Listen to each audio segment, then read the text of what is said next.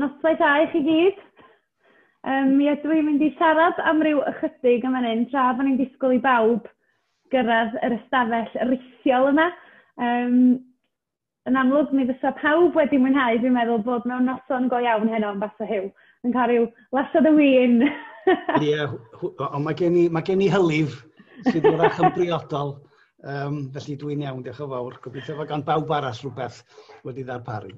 Wel, yn union, rhyw banad bach neu ryw wydrad y win wrth ei gnesu ar noswaith oer o hydref fel hyn. Ond mae pobl dal i gyrraedd, dwi'n teimlo dweud y gwir, fel mod i'n sefyll ar lwyfan yr Eisteddfod Genedlaethol yn dweud, a newch chi ddistewi ac ymgynnull, a dod i mewn i'r pafiliwn, os gwelwch yn dda.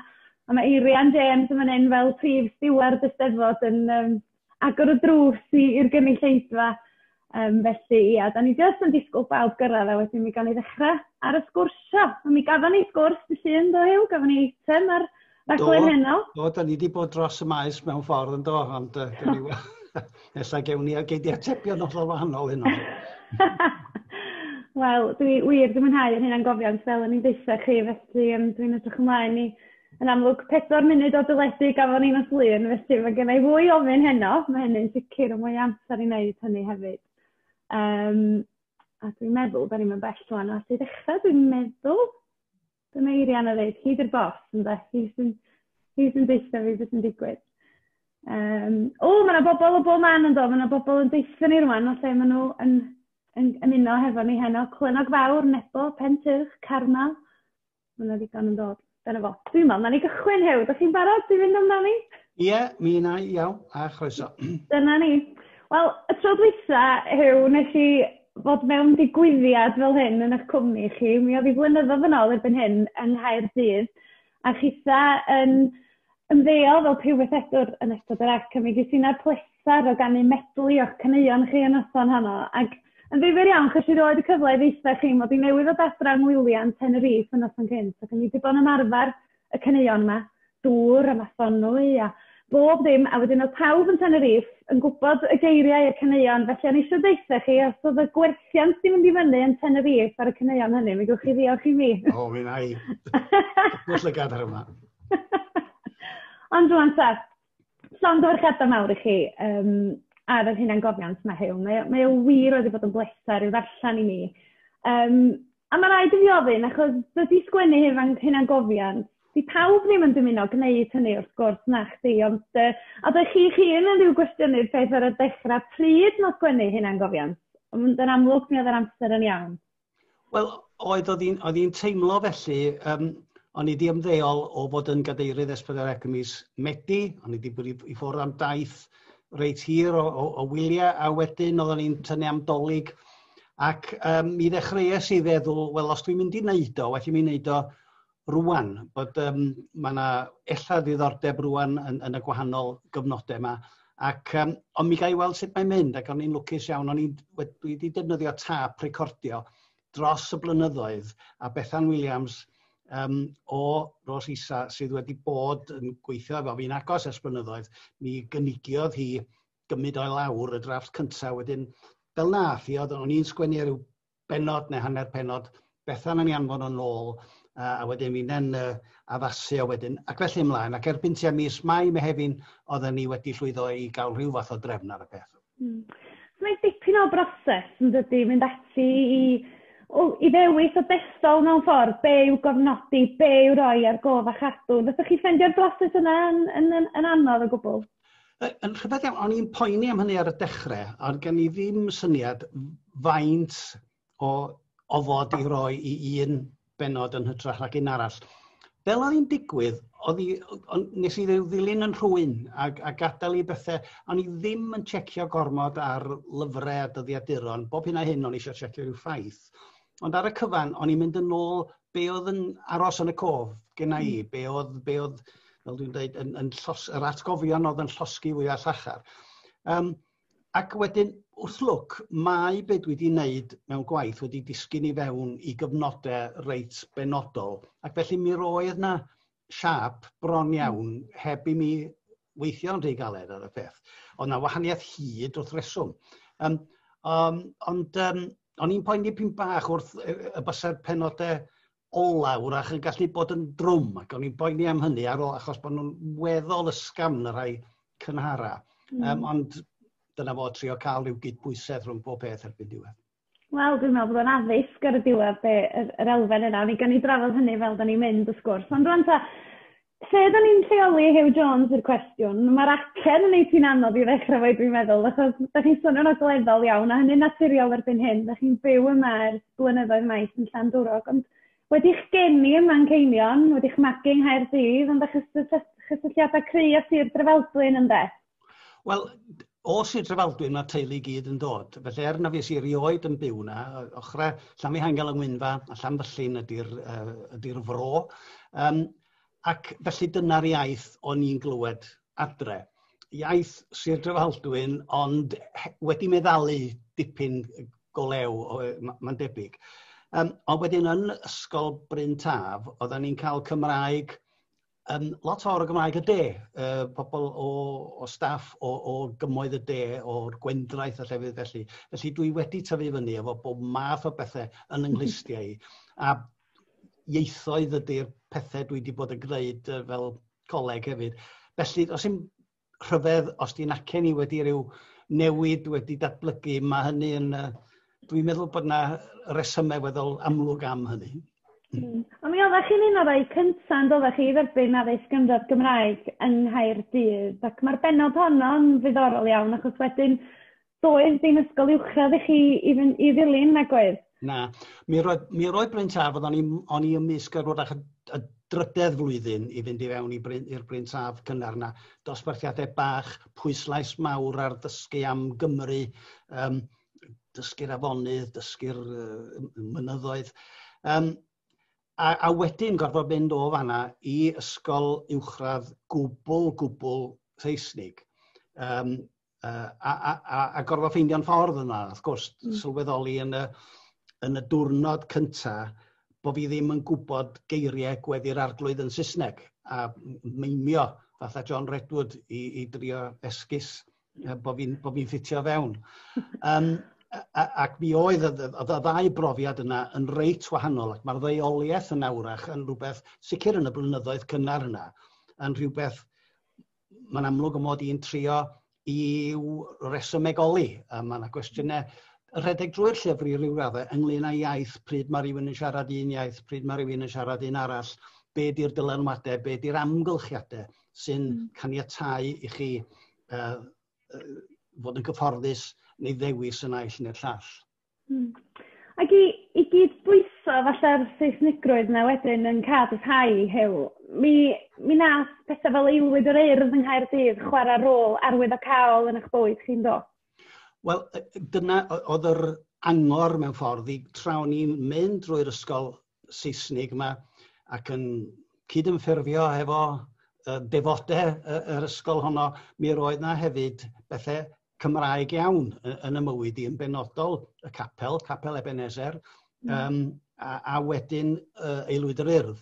A mae'r diolch i bobl fatha Gwilym Roberts, nath gynnal uwch adran yr urdd a'r aelwyd yr urdd, nath hi'n bosib i bobl fatha fi oedd yn cefndir teuluoedd Cymraeg wrach, ond yn mynd i'r ysgolion Saesneg yma, i gadw mewn cysylltiad yn y blynyddoedd o ieuenctid yna sydd mor allweddol yn eich ffurfiant chi.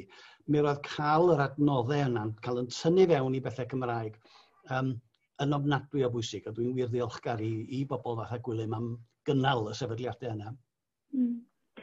Ac eich magwraeth chi rwan, achos mae'n falle'n anarferol iawn, achos mi gafwch chi gymaint o gyfle i deithio trwy Ewrop yn ifanc yn dod hefo rhieni, achos dyna oedd byd y rhieni ieithoedd fel ydych chi wedi cyffwrdd arno fo'n barod. Pa mor ymwybodol oeddech chi ar y pryd falle bod chi'n cael profiadau oedd yn wahanol falle i deuluoedd eraill? Wel, dwi'n meddwl y mod i, achos mi roedd y busnes yma o fod ieithoedd tramor o'n cwmpas ni yn y cartre, roedd y silffoedd yma o eiriaduron a llyfrau Almaeneg a Ffrangeg yn just yn gefndir naturiol i'n bywydau ni, a wedyn y gwyliau haf hir yma, lle roedd yn had yn arbennig, ond mam hefyd, yn chwilio am gyfle i fynd ar daith dramor. Ac fel arfer, mi roedden ni'n mynd am fis yn y car, gyrru lawr drwy Lundain I Dover drosodd wedyn, a wedyn oedden ni'n gwersylla, campio oedden ni, mwyn wneud yr bint, fynd ymhellach. Ac mi fuon ni rownd Ffrainc am fis, fuon ni wedyn drwy'r Almaen ac I lawr i'r Eidal, a wedyn fuon ni ar drip I Jugoslavia. Ac ym mhob man, oedd dad fan hyn, yn un oedd yn dysgu ieithoedd mor rhwydd, oedd o dim ond un waith y gweles I o yn styc am fedru cyfathrebu efo rhywun, ac oedd hynny ar ben rhyw fynydd yn Jugoslavia, efo rhyw griw o werinwyr oedd wedi dod i'n gweld i'n cael yn picnic. Ac yn fanna, mi ath o yn sawnd a methu cyfnewid iaith efo nhw. Ond fel arall, lle bynnag oedden ni'n mynd, a wedyn oedd hynny'n dangos wedyn, dydy iaith ddim yn rhwystyr, mae hi'n bosib I chi gaffael iaith, hyd yn oed, os dim rhaid I chi fod yn rhugl I gymryd y cam tuag at bobl eraill. A wedyn oedd hynny yn ffurfiannol, dwi'n meddwl, yn agor y drws yn neud I fi feddwl, wel na, mi ydwch chi'n rwle yn y byd a bod yn gartrefol os newch chi'r ymdrech.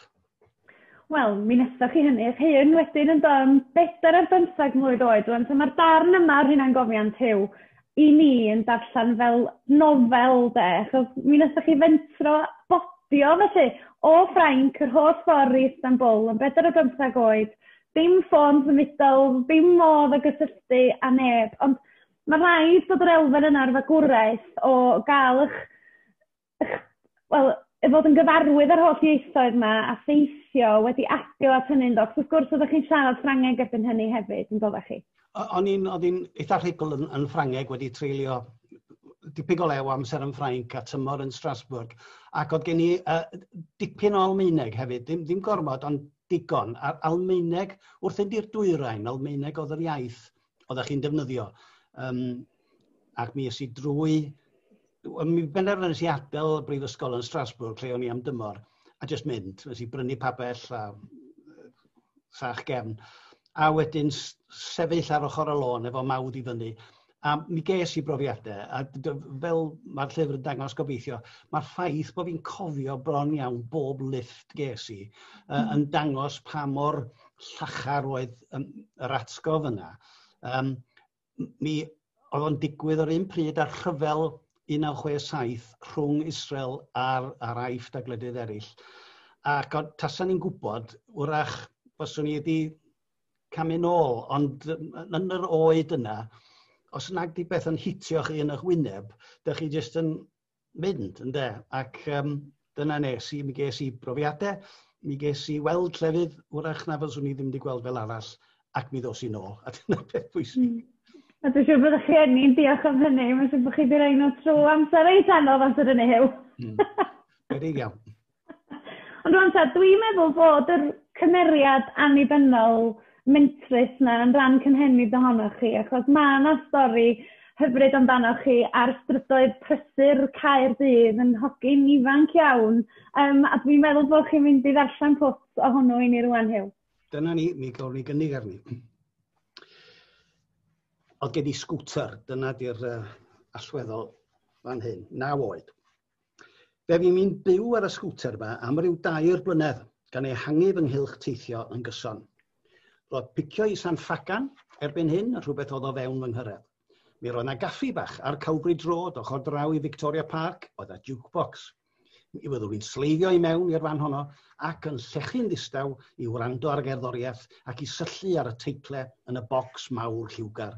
Gan obeithio, y bydde rhywun yn rhoi 2 ceiniog I fewn mwyn cael dewis can. Bob hyn a hyn, mi fydde rhyw greadur treigarog yn gofyn I mi os ydyn ni eisiau rhyw gan arbennig, a rhywbeth tebyg I Mileman's a Dustman gan Lonnie Donegan, fyddwn ni'n debyg o'i ddewis pan oedd cyfle. Bu'n rhaid I mi ddisgwyl nes i'r teulu symud o Landaf I Lan Rymni pan oeddwn i'n 9 oed, mwyn cyflawni fy nhaith fwyaf epic ar gefn y sgwter. O fewn ychydig wythnosau i'r symud, penderfynais am weld â fy hen gyfaill Richard Hicks, oedd yn byw ychydig strydoedd I ffwrdd o Fairwater Grove yn Llandaf. Roedd dwyrain Caerdydd yn bir ddieithr I mi wrth gwrs, ond o ben pellaf Llanrymni, lle roedden ni'n byw, gwyddwn sut I gyrraedd ardal Rymni. O'r fan honno, gwyddwn fod Newport Road yn mynd I ganol Caerdydd, ac o ganol Caerdydd, roeddwn ni'n adnabod y ffordd I Landaf, gan mod I wedi gwneud y daith honno ar y bws droion. A dyma gychwyn arni, heb sôn dim wrth mam, Ac roedd popeth yn mynd yn iawn, nes i ni gyrraedd y groesfan, lle mae Albany Road a Newport Road yn cyfarfod, lle mae'r tŷ Hebrwng, cyfieithiad Meredith Evans o Funeral Home. Gan fod Albany Road yn ffordd sylweddol, os rhywbeth yn lôn letach na'r llall yn y fan honno, doedd hi ddim yn amlwg pa un o'r ddwy lôn y dylwn i chymryd. Ar ôl pendroni ychydig, dyma ofyn i ryw ddyn pa un oedd y ffordd i Landaf, a hwnnw'n edrych yn syn arna i. Ond yn y diwedd yn rhyw amneidio yn gyffredinol mae'r ffordd ar y chwith byddai'r dewis gorau, mae'n debyg. Ymlaen am unne, ar y palmant yr holl ffordd wrth gwrs, ac i ganol prysurdeb heol o Frenhines. Oedd ar y pryd yn agored i draffic y ddwy ffordd. Ar y palmant, digwydd taro ar Carol, un o'r merched yn yr un dosbarth am un o'r ysgol, a'i mam, ond doedd gen i ddim amser i siarad a gan godi llaw ymlaen am i. Be oedd yn nwy dwy'n i feddwl, wn i ddim. Gweddol rwydd oedd gweddill y daith i fyny Cathedral Road, croesi Western Avenue yn rhywle, a chnocio drws tŷ fy ffrind a gofyn, fel y bydde rhywun yn gwneud, ydy Richard yn dod allan i chwarae? Dwi ddim yn siŵr i ddechrau os oedd mam Richard yn gwbl ymwybodol yn bod ni wedi symud tŷ, ac o bosib i ni gael chydig o amser chwarae arferol y petai, cyn i'r geiniog ddisgyn ac iddi hi sylweddoli bod yr hogyn 9 oed yma wedi croesi o un pen o Gaerdydd i'r llall ar gefn sgwter. Buan wedyn yr aeth ati holi beth oedd yn rhif ffôn, ac i mi gael ar ddeall yn weddol gyflym y byddai angen i mi fynd adref ar fyrder. Taro'r sgwter, ymwt i char, a nôl â ni yn dipyn cyflymach y tro hwn i bellafio'n Llanrymli. Doedd y croeso ges i gan mam ddim yn un cynnes. Mi ges i fy nghyfyngu i'm llofft am weddill y dydd nes byddai fy nhad yn dod adre. Does gen i ddim cof o unrhyw gos blymach na hynny, ond mae'n debyg i'm rhyddid gael ei gyfyngu ychydig yn fwy ar ôl hynny. Ond dwi am meddwl bod y stori fach yna, dweud llawer amdana chi Huw ar yr elfen y fentrus na fel o'n i'n sôn. Mi neswch chi raddio wedyn o goleg yr Iesu yn Rhydychen mewn ieithoedd modern yn do. Yn amlwg ydych chi wedi cael eich cyflwyno i'r holl ieithoedd yma adra wrth gwrs, ond ydych chi'n meddwl falle hefyd bod yna rhyw dynfa at coleg yr Iesu yn gwybod bod gymaint o Gymru enwog arloeswyr iaith wedi bod yno cyn chi? Elin, dwi ddim yn meddwl bod hynny yn ffactor ar y pryd, Olia. Mi roedd yr ysgol yn ein gwthio ni i drio am Rhydychen a Chaergrawnt. Roedden nhw yn arfer cael nifer drwodd. Ond 13 ohono ni yn ymlwyddyn ni yn gwneud cais am le yn naill brifysgol neu'r llall. Ac yn y bôn, roedden ni'n dewis rhyw goleg oedd ar rhyw gysylltiad, neu wrach yn cynnig rhyw fantais sydd yn oed. A mi roedd na ysgoloriaethau enghraifft i'w cael yng Ngholeg Iesu oedd yn agored i bobl o Gymru.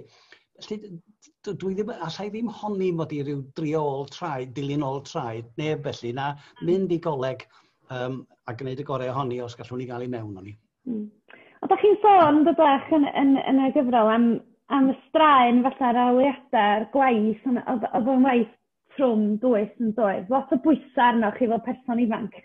Ond falle bod chi'n mynd helpu chi yn y cyfnod yna, Huw, achos mi o'na lot o deithio nôl ymlaen i Gymru, oeddech chi wedi dechrau portan y myd cyfryngan, oeddech chi? Wel, mae hynny ddigon gwir yn ôl, bod fi ddim yn helpu ni. Ond be newch chi'n de, o'n i yn, nes i'r flwyddyn gyntaf yn weddol normal, ond wedyn yn haf ar ddiwedd y flwyddyn gyntaf, oedd y pinacle pop cyntaf ym Mhont Rhyddfediged, a finne wedi cael y cyfle yma i ganu o flaen 3,000 o bobl, a wedyn wneud record, ac oedd hynna i gyd yn dechrau, ac ar yr un bryd, mi roedd HTV wedi gofyn i mi gyflwyno cyfres o raglenni blant. Wedyn mi o'n i, o'r dechrau'r ail flwyddyn ymlaen, yn teithio nôl ymlaen i Gymru, o leia unwaith yr wythnos, os na dwywaith yr wythnos, i wneud yr holl bethau yma, ac yn trio wneud y gwaith coleg hefyd. Wrth lwc, dim ond 8 wythnos oedd tymor Rhydychen, dipyn llai na tymhorau colegau. Wedyn, mi oedd hi'n straen yn ystod yr 8 wythnos yna o dymor ar y tro, ond wedyn oedd y gwyliau yma gennych chi, y gwyliau hir ac pethau'n cario ymlaen. Felly mi oedd hi'n werth yr ymdrech, i mi golli allan rhywfaint o fywyd cymdeithasol Rhydychen, dwi'n meddwl, yn enwedig yn yr hafau, lle mae'r lle yn fendigedig. A dwi'n meddwl bod fi wedi cael yn siar o hwnnw, achos bod fi nôl a blaen ar hyd yr A40. O, mae'n rhywun sy'n prynu llyfr yn cael print. A tra mod i'n stopio fyna, os ydy rhywun sy'n gwrando eisiau gofyn cwestiwn, mae croeso i chi wneud ar y chat yma'n hyn gyda llaw. Mae yna rhywun wedi gyrru gofyn os o Lansiad bach yn mynd i fod yng Nghaerdydd. Ond mae hynny'n anodd iawn, dyna pam da ni'n rhwystiol hyn yma, fel bod pawb yn cael ymuno o bob cwr o'r wlad. Ond oeddech chi'n dweud bod chi'n colli allan falla'r ddelfen gymdeithasol yn y coleg yn Rhydychen, ond dweud hynny, Huw, mi oeddech chi'n cael cyfnod arbennig nôl yng Nghymru yn rhan o gyfnod euraidd yn doedd, a dweud y gwir, ac pan oeddech chi wedyn wedi dechrau ar y canu, mae hwn yn ddiddorol iawn i fi, bod chi mond wedi canu am rhyw 6 mlynedd. Yn gyfnod cynhyrchiol sy'n hwn sy'n chi, pam nath yr awen ddiflannu, be ddigwyddodd?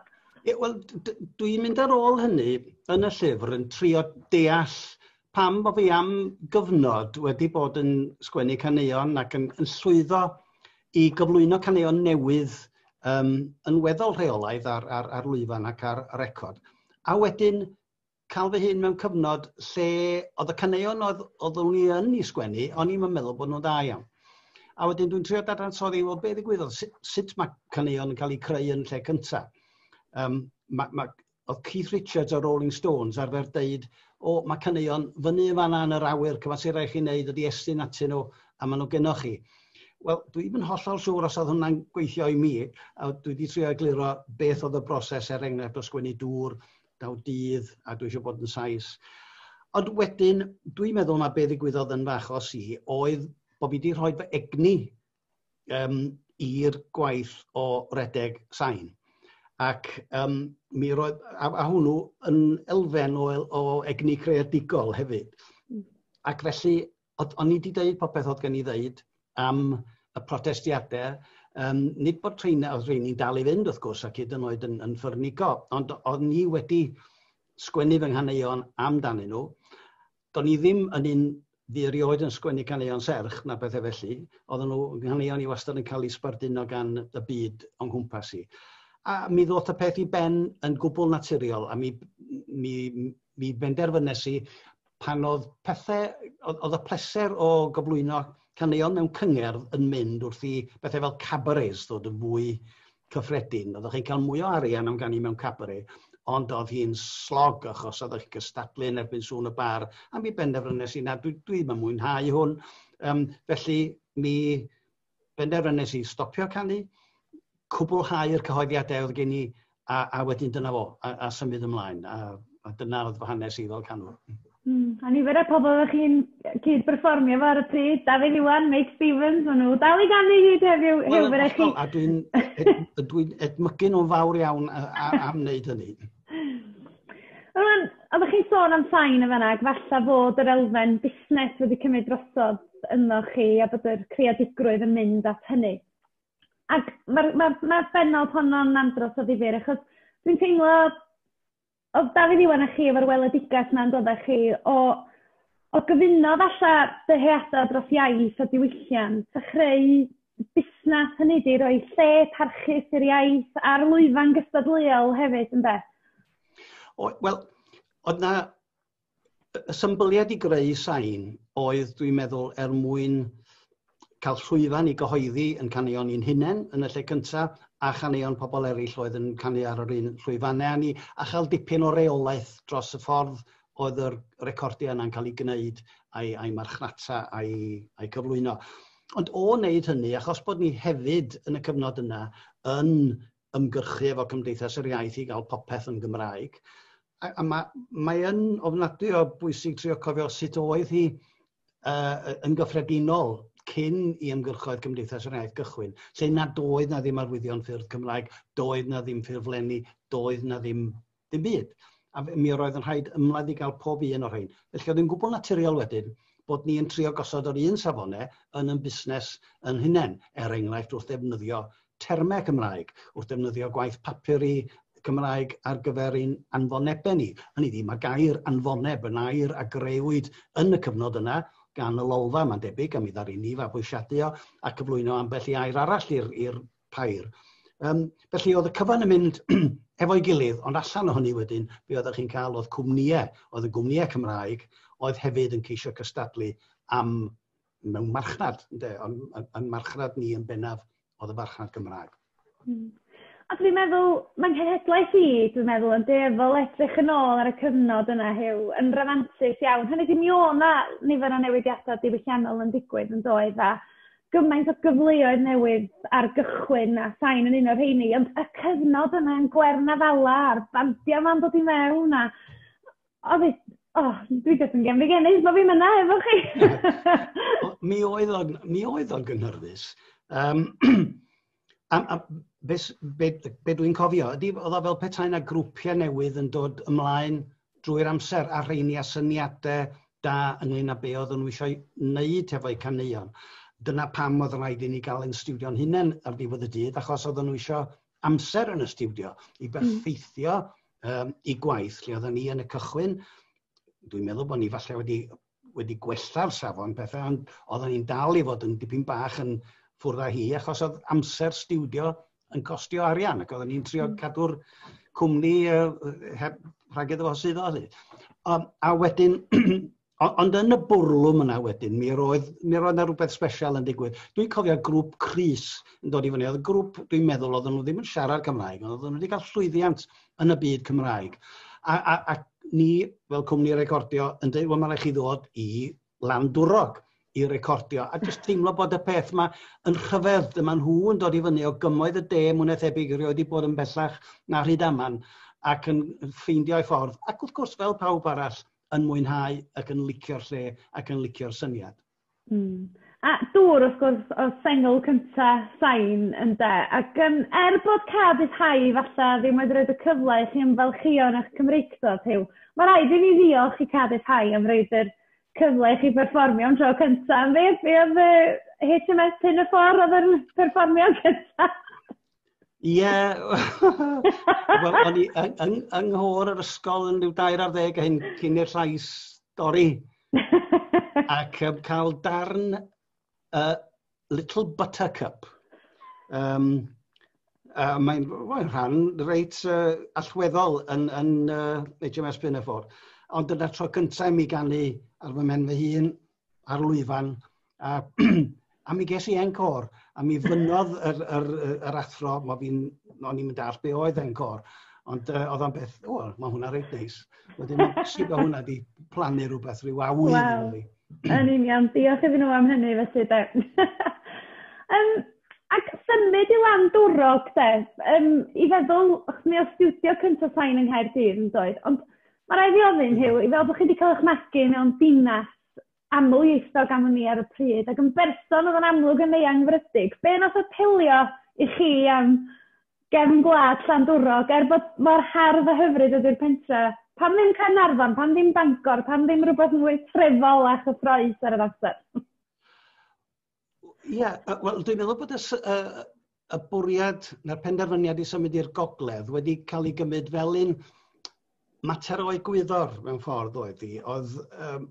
Mi roedd syniadaeth fod Cymreictod, yr ardaloedd traddodiadol Cymraeg dan fygythiad, wedi gafel yn gry yn y genhedlaeth yn neoli a rhai carfanau o'r genhedlaeth yna. A mi o'n i am fod yn rhan o'r ymgais i gryfhau, os gallen ni, yr ardaloedd yma drwy fyw yna, drwy fagu teulu a drwy greu gwaith os oedden ni'n mynd i lwyddo fel cwmni.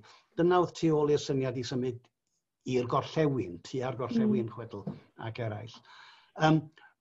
Ryw ddigwyddiad o Llandwrog chwilio am le rywle o fewn cyrraedd i Bangor, lle oedd Sian yn y coleg ar y pryd.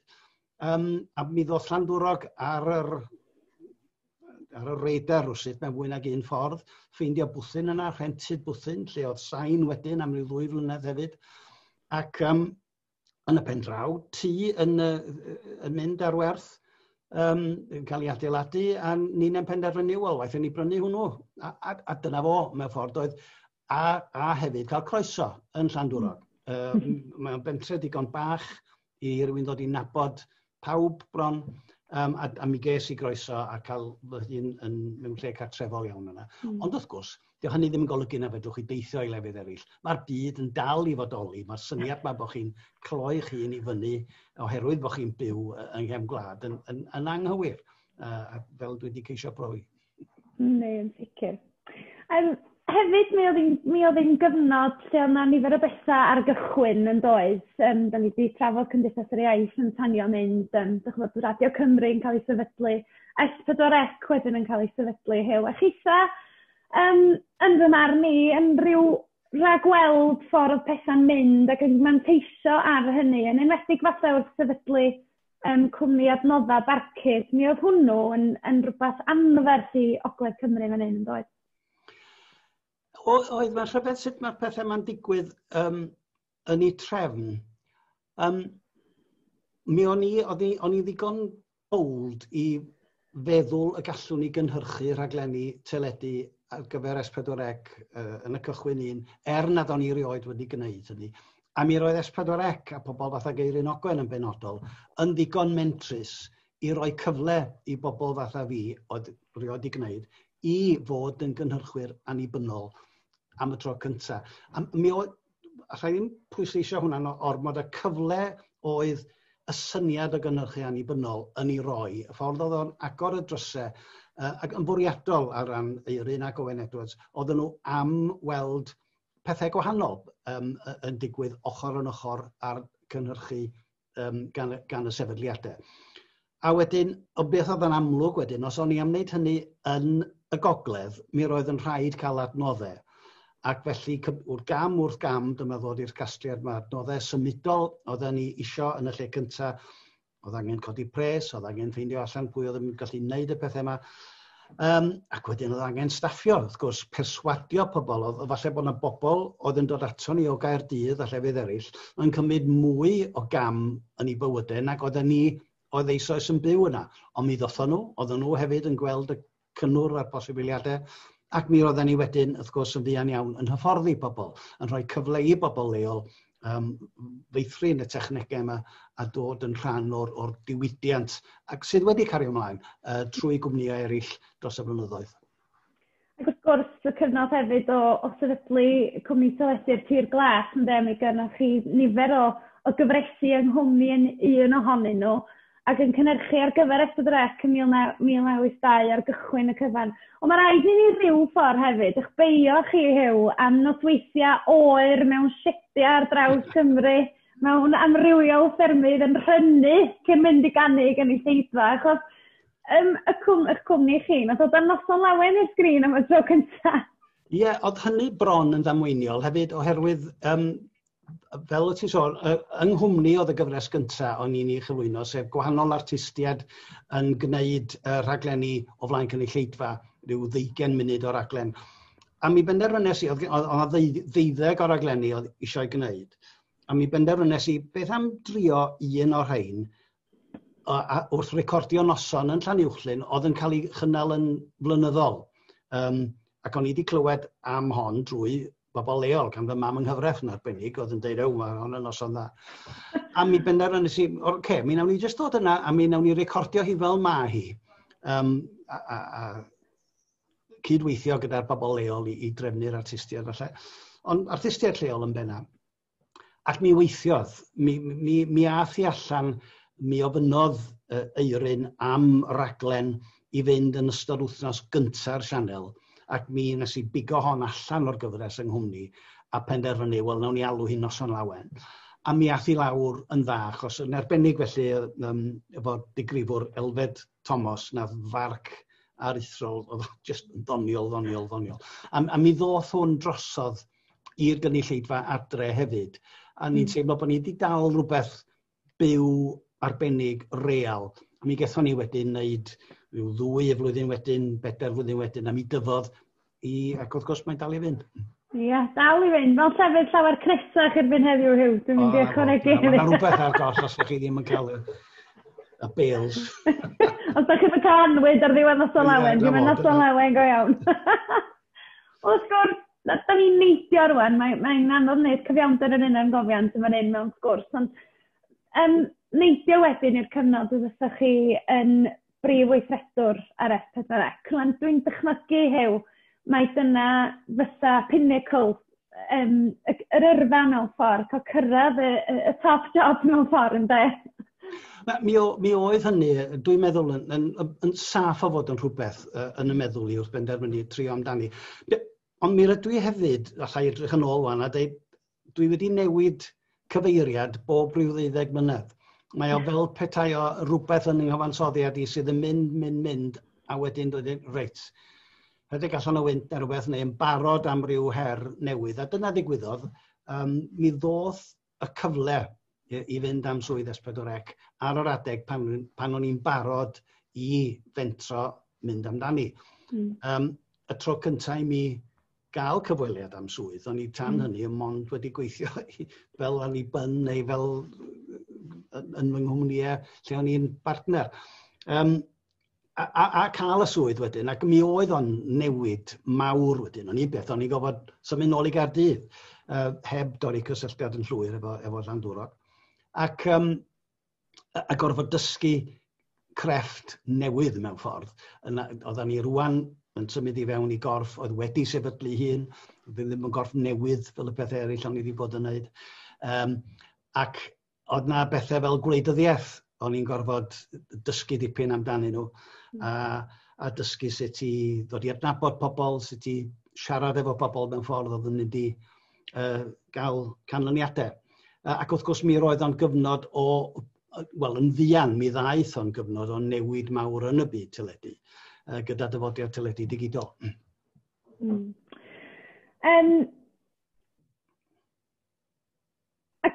Ond ddifur hefyd yn y llyfr, ydych chi wedi sôn bod o'n gyfnod lle ydych chi'n gwisgo siwt am y tro cyntaf Huw?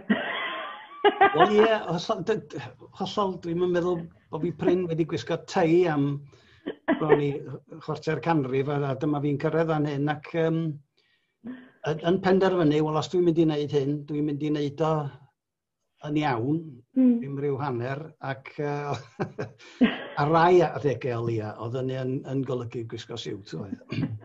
Mae'n sôn y wanwad mae Prif Weithredwr yn gael wedyn ar beth ni'n weld ar y sgrin. Hynny ydy, i feddwl bod chi wedi canu ffwrdd elfen greadigol, neu falle bod angen bod yn fwy creadigol fyth pan ydych chi'n Prif Weithredwr ar sianel deledu? Wel, mae hwnna'n gwestiwn allweddol, ond eitha anodd, a dwi'n meddwl fysa gwahanol bobl yn rhoi gwahanol atebion yn ôl i personolaethau hunain. Yn bersonol, dwi'n meddwl mai swyddogaeth y Prif Weithredwr ydy arwain y broses o ddewis cyfeiriad, newid cyfeiriad os bydd rhaid, yn gyffredinol, a gosod rhai canllawiau a rhai disgwyliadau.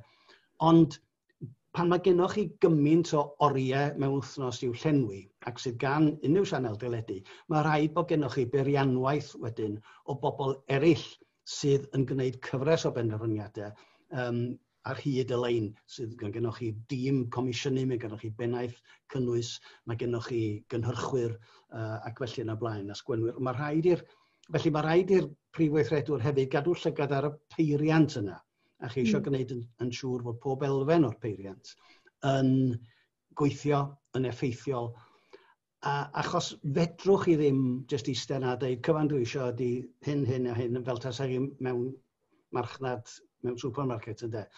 Nid felly mae'n gweithio yn y byd creadigol.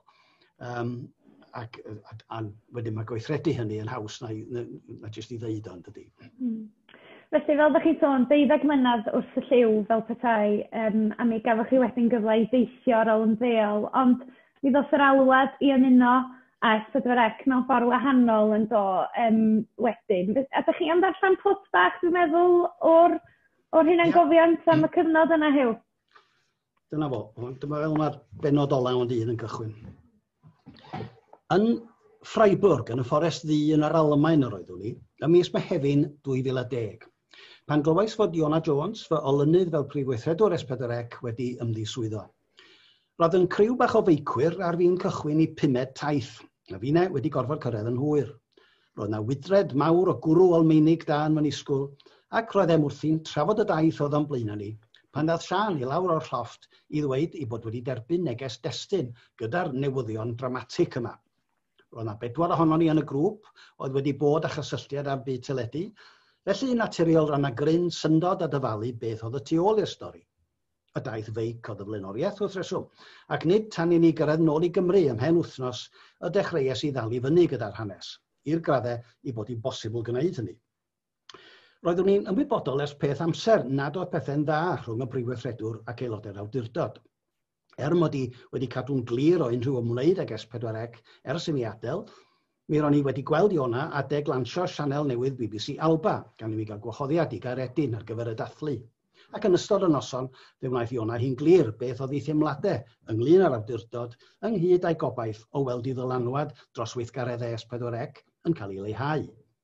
Flwyddyn a hanner yn ddiweddarach, fe gafwyd newid llywodraeth wrth i etholiad cyffredinol 2010 ddod â thair blynedd ar 10 o lywodraeth lafur i ben a rhoi grym i glymblaid David Cameron a Nick Clegg.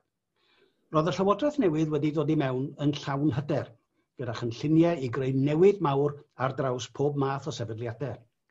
Roedd torri yn llym ar wariant cyhoeddus yn uchel ar ei rhestr blaenoriaethau.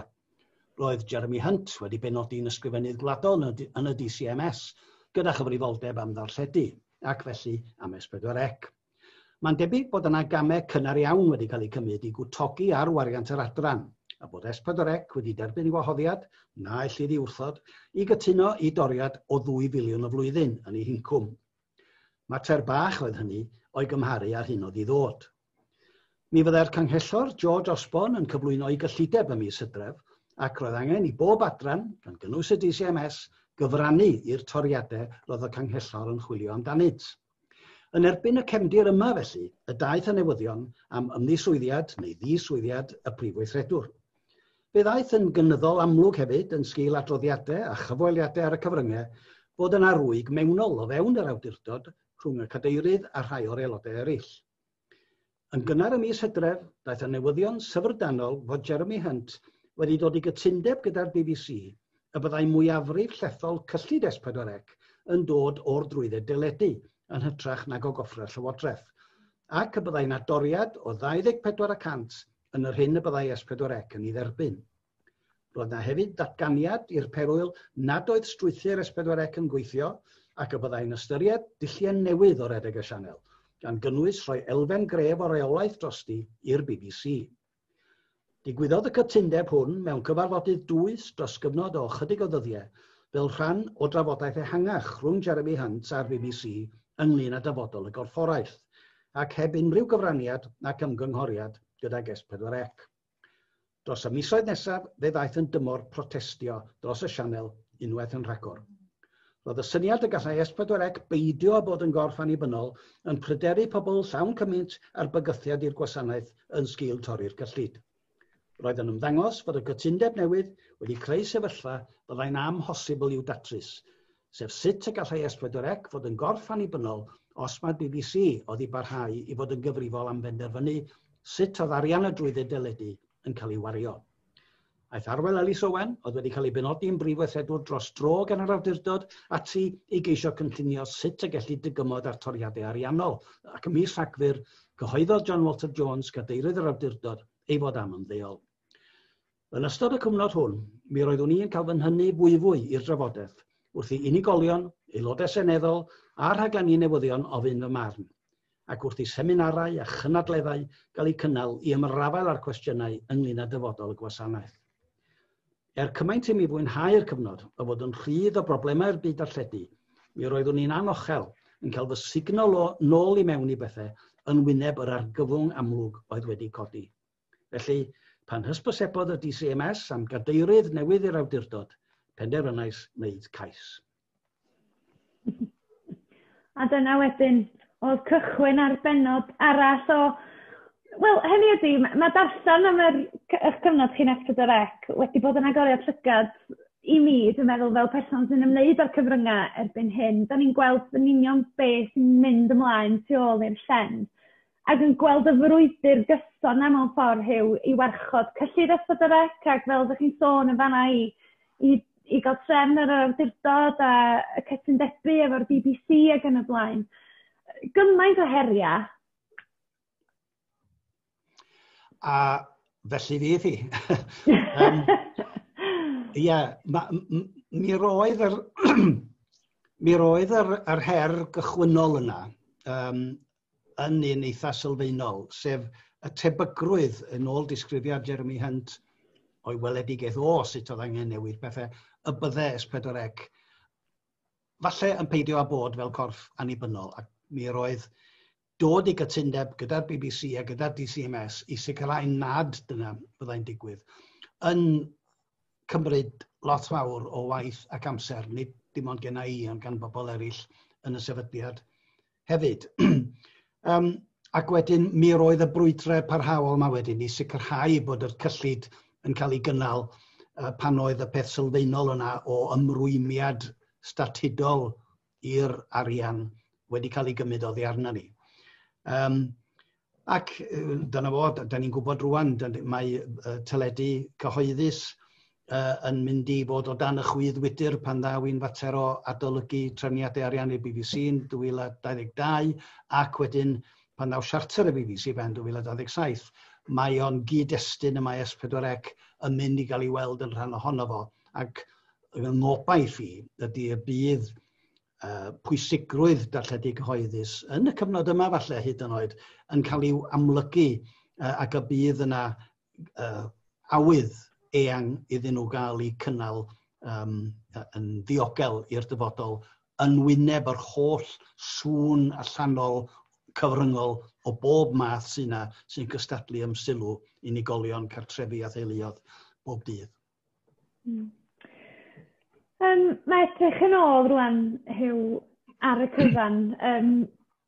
I mi, dwi'n teimlo falle bod chi yn berson oedd yn mwynhau yr heriau, y risgiau, yr mentro, yr antur, a yr holl dir pen, dwi'n siŵr sydd wedi bod yn y pethau da chi newydd i trafod yn fanna. Dwi'n teimlo falle na fysa chi wedi bod eisiau pethau ddim gwahanol, na fel na fysa, da chi'n fodlon iawn efo'r holl dir pen sydd wedi bod. Ie, wrach ar y pryd, dydych chi ddim yn gwybod bod unrhyw beth yn mynd i fod yn gur pen, nag ydych? Ac sy'n eisiau gor-ddweud hynny, achos mae bob cyfnod wedi bod yn gymysgedd o brofiadau dymunol a heriau. Ac wrth gwrs, os ydych chi'n wynebu her a dod drwyddi, mi fedrwch chi wedyn edrych yn ôl gyda rhywfaint o foddhad, ynde, a'i gofnodi o. Wrth edrych yn ôl, dwi'n meddwl, a mae'r enghraifft na o'r trip scooter yn un peth, reit diddorol mewn ffordd, achos taswn i'n rhiant yn gweld ym mhlentyn yn neud hynny, fyswn i'n gwaredu, wrth gwrs, oherwydd bod gen i fwy o wybodaeth am y pethau all fynd o'i lle o hogyn yn mynd ar ei scooter drwy ganol dinas fawr. Ond i mi yn 9 oed, doedd o ddim yn broblem nag oedd. O'n i'n gwybod y ffordd ar wahân i'r Albany Road na, ar wahân i hynny, o'n i'n gwybod lle o'n i'n mynd, be oedd y broblem, ynde? Ac felly, os di'r agwedd yna genoch chi, mae o'n illa bod eisiau bod chydig bach yn ddall weithiau, cyn y bod chi'n fodlon cymryd yn aid, a wrach bod hynny wedi nodweddu'r camu yma o un beth i'r llall, sydd wedi dilyn wedyn. Wel, wedi ymddeol rwan do Huw a disgwennu'r Hunangofiant, ond falle allan dychmygu bod chi'n ddyn reit traed i fyny, felly ydych chi'n gwybod be sy'n nesaf, achos ydych chi'n dweud eich hun bod yr yrfa wedi bod yn gymharol droesog, ydych chi wedi ddisgrifio fo. Os a fwy ddod Huw, neu be fydd nesaf? Wel, dwi ffodus bod gen i 2 gyfrifoldeb cymharol fach i gymharu, sef dwi'n cadeirio Portmeirion ac dwi'n cadeirio ymddiriedolaeth Nant Gwrtheyrn. Di rheini ddim yn llawn amser o bell ffordd, mae yna bobl dda iawn yn y 2 sefydliad sydd yn rhedeg y llefydd o ddydd i ddydd. Ond mae o'n rhoi cyfle i mi wrach gyfrannu o rywfaint o brofiad, ac yn sicr mae'r 2 gorff yna ni'n wneud yn agos at ynghalon ni, sef maen nhw'n creu gwaith, maen nhw'n cyflogi, maen nhw'n creu cyflogaeth yn Ngogledd Cymru sydd mawr i angen, ac maen nhw yn gwarchod rhywbeth o bwys hefyd y 2 sefydliad, felly dwi'n hapus iawn i fod yn cael cyfle i wneud hynny. Ac i gyd fynd ar Hunangofiant, mae cwmni recordio sain, wrth gwrs, yn ail gyhoeddi adlais eich album chi, Huw. Felly, falle, na ni weld chi'n canu mewn steddfod na fian, felly fydd hynny'n cael ei atgyfodi. Wel, mi ges i ganu yn Llanrwst, ac o hwnnw yn y babell len, ben blwydd sain yn anner cant. Oedd yn ddifyr iawn, dweud y gwir. Dwi'n mynd deud bod fi'n mynd i ail gychwyn canu, ond dwi'n falch o weld y CD yn dod allan. Mae'n braf bod y caneuon, mae'n jyst llon dwrn o caneuon ydyn nhw, gymaru efo rhai pobl eraill, ond wrach bod yna rai yno sydd yn werth i cadw, ac o'n i'n teimlo tas o'n i'n wrth gyhoeddi'r llyfr, wrach y bysau pobl yn cael eu hatgoffa amdanyn nhw, ac bysau'n biti wedyn tas nhw ddim ar gael mewn rhyw ffurf digidol. Ac mae'n bwysig nodi hefyd, Huw, wrth gwrs, bod y llyfr ar gael fel e-lyfr ac fel llyfr llafar. A mi oedd hynny'n bwysig i chi doedd y llyfr llafar?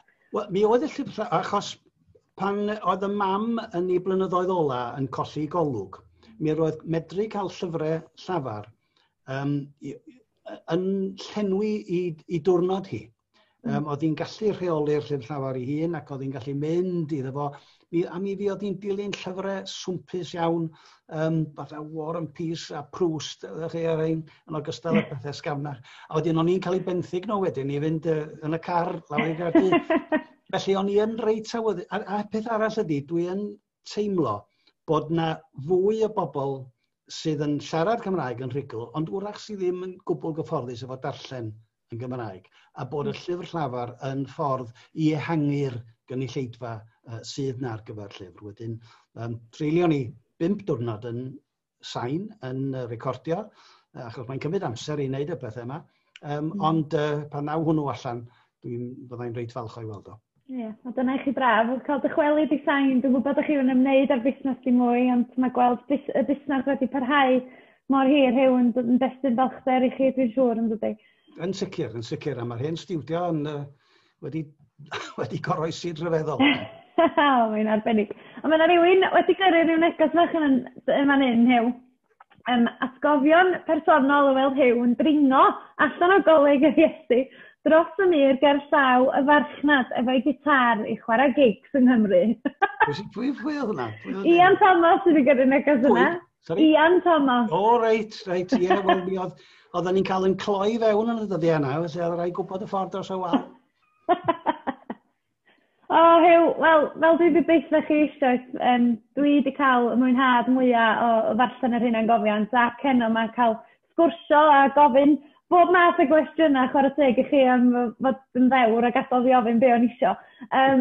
Mae'n fwy na Hunangofiant, fel dwi wedi deitha chi o'r blaen. Mae'n gofnod mor bwysig o hanes ni gyd, yn enwedig y rhai ohono ni sy'n y byd celfyddyda ac ym myd y cyfryngau.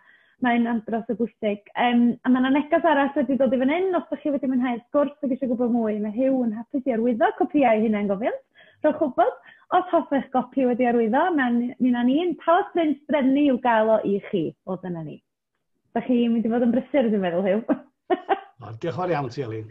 Na, diolch o galon i chi a phob hwyl i chi efo'r Hunangofiant. A diolch i bawb sydd wedi ymuno heno yma. Mae'n braf iawn cael eich cwmni chi yn y ystafell rithiol yma. Diolch yn fawr iawn. Wel. Tara.